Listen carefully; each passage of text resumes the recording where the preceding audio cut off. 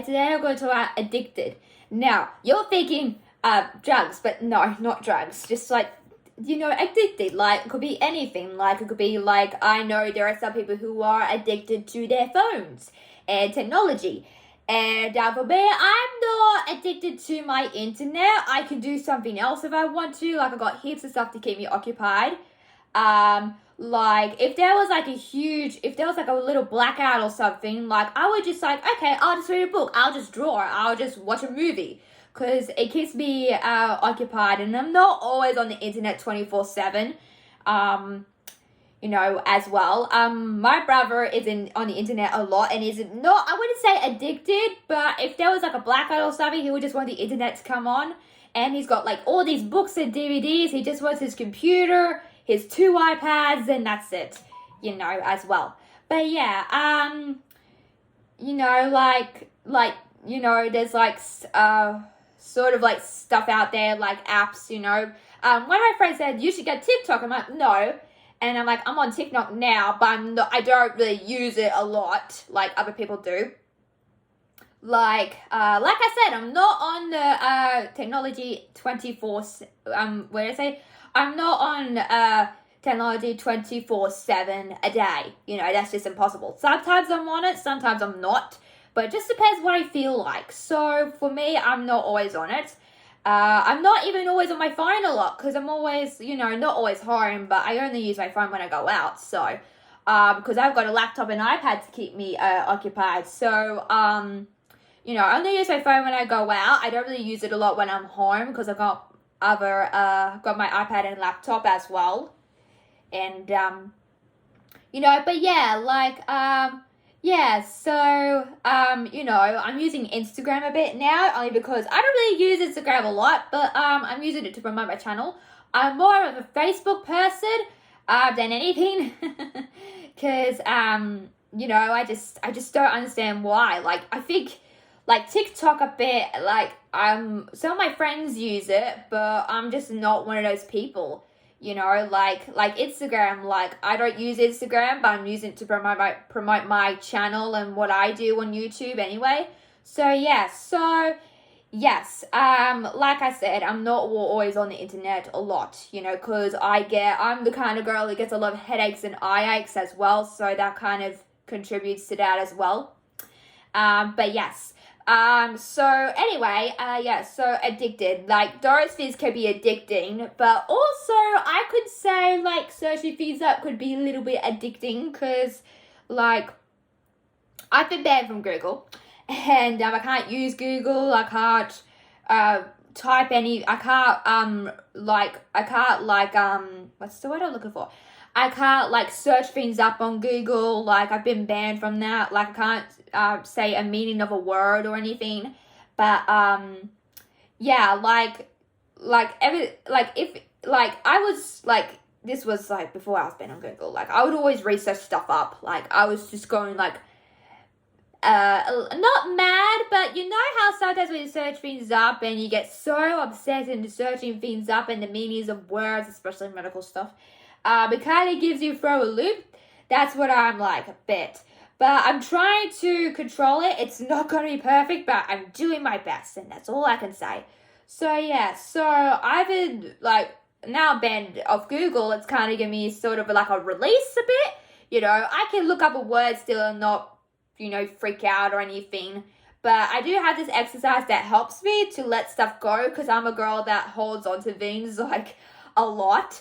And it's good to have some kind of release. And I think me banned from Google has gave me some kind of to my body and to myself.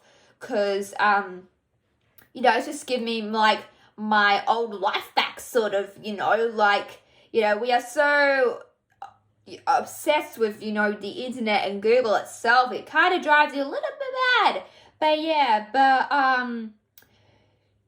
but yes, so in that way, yes, but since I'm banned from Google and I can't really search things up, it's giving me some releases, a bit, but I was so, for example, if there was a word or meaning that I wanted to look up, you know, I want to find a word out, but not like,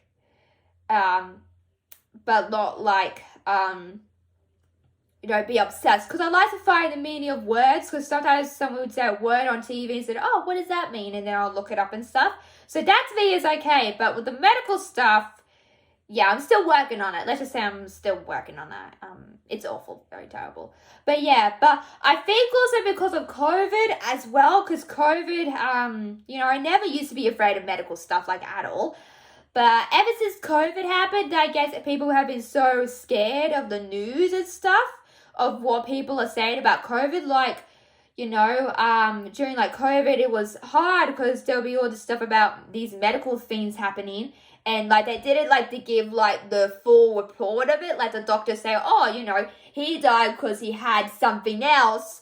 But they said, oh, he died, you know, because of COVID. And people would freak out because they didn't give the full report, because the doctor would come on and say, oh, you know, he died because he had this thing, you know, and then he got COVID from one of the other patients in the hospital. So that makes more sense to people. Like, why can't you just give them full report like that, instead of making the civilians very scared full of COVID, you know? And that's, you know, like last year, like I think 2020 like really hit me, like with all the medical stuff that was happening, because it would just be on the news, and I know people are still talking about it, and there's always going to be cases. It's never going to go away, but at least we are vaccinated and we can protect ourselves from it still.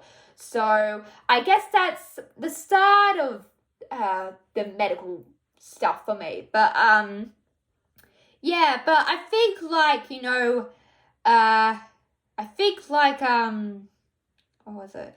I think like, you know, there is you know, like this year, you know, we've gone out of lockdown finally, and you know, you know, like getting back out there, you know, it's gonna take some time, but at least we are out there now. I'm not sure about the mask thing still, because you know, people have different opinions on it, but yeah, it's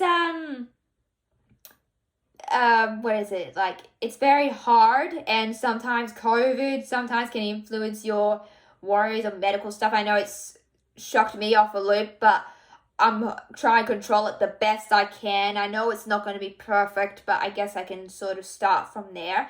And you know, like ever since, you know, I've been banned off Google, I've sort of feel released. Like my body's been a bit better with itself, so that's good. But yeah, like, you know, like addicting is not a good sign for any of us, especially with internet or anxiety or anything. Especially if you're addicted to searching on medical stuff a lot. That's what I'm like. But now I'm like off it.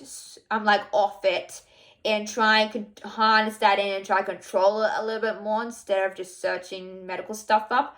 Like I said, the first 2 days were hard for me when I started, because it only happened like after that, you know, thing I had, you know, because I have someone that helps me with my anxiety sometimes.